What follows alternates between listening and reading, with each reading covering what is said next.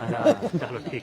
Himachal Pradesh high court ने आज एक लैंडमार्क फैसला भी हम इसे कहेंगे ये दिया है। पूरा ये फैसला क्या है, क्योंकि हिमाचल प्रदेश में जब सरकार सत्ता में आई थी तो सरकार ने सीपीएस बनाए थे। सीपीएस मामले को लेकर ही आज हिमाचल प्रदेश हाईकोर्ट ने एक फैसला दिया है।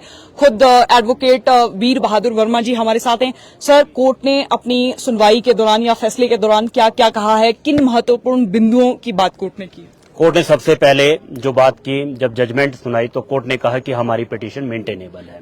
2 पिटीशंस के ऊपर फैसला आया है। CWPIL थी कल्पना देवी के नाम पे, एक CWP थी सतपाल सती एंड अदर्स के नाम पे।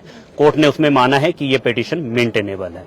दूसरा, कोर्ट ने कहा कि जो पार्लियामेंट्री एक्ट हिमाचल प्रदेश का जो है वो 2006 का एक्ट, उसको कोर्ट ने क्वैश कर दिया है। कोर्ट ने कहा है ये वॉइड एब इनिशियो है, इस एक्ट की कॉन्स्टिट्यूशन में कोई प्रावधान नहीं है। और नियुक्तियों को, तीसरा बिंदु, नियुक्तियों को इमीडिएटली उन्होंने रद्द कर दिया है। और कोर्ट ने ये कहा है कि जितनी भी इनकी फैसिलिटीज हैं उसको फोर्थविथ विड्रॉ किया जाए। देखिए, विड्रॉ करने का तो कोर्ट ने आज फैसला सुनाया है, कोई टाइम पीरियड इसके लिए कोर्ट ने दिया है। अब जिस तरह से आप लोग भी बात कर रहे हैं, आपने एवेंश्यू की भी बात की, शब्द का इस्तेमाल किया, आपने कहा कि हिमाचल प्रदेश विधानसभा में जो नियम और कानून बनाया गया था उसको आज रद्द किया है। इसके पीछे ग्राउंड कोर्ट ने क्या दिया?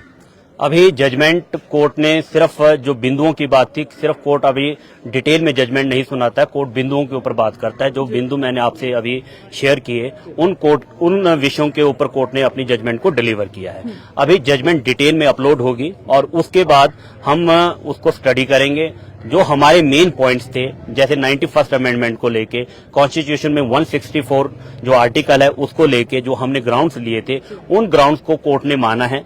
और जैसे अपना सुप्रीम कोर्ट का जो फैसला है, जो मैंने कहा state of Assam versus Bimlanshu Roy Manipur की भी जो जजमेंट थी, उन दोनों को कोर्ट ने माना है क्योंकि वो सुप्रीम कोर्ट की जजमेंट थी।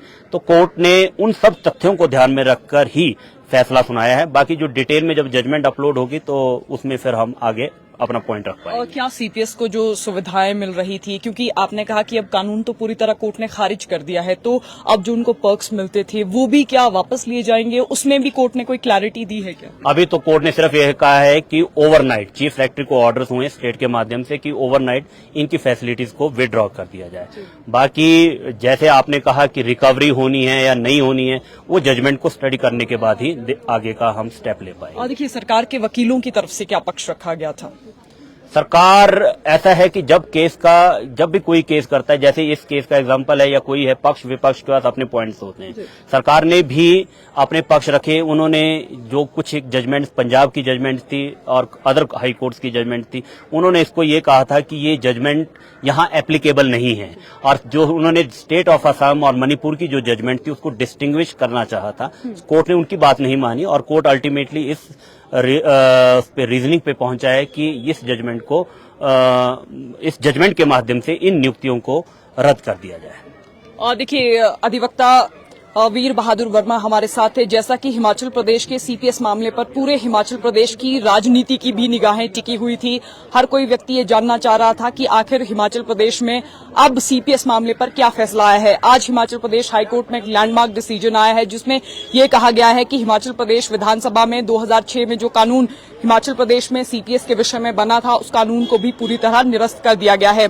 और सुविधाओं के विषय में यहाँ खास बात यह है कि अब उन्हें सुविधाएं भी अपनी छोड़नी पड़ेंगी और जितने भी उनको भत्ते मिलते थे उनका भी अब उनमें वो भत्ते भी नहीं दिए जाएंगे। तो फिलहाल संवाद भारत में अभी के लिए बस इतना ही।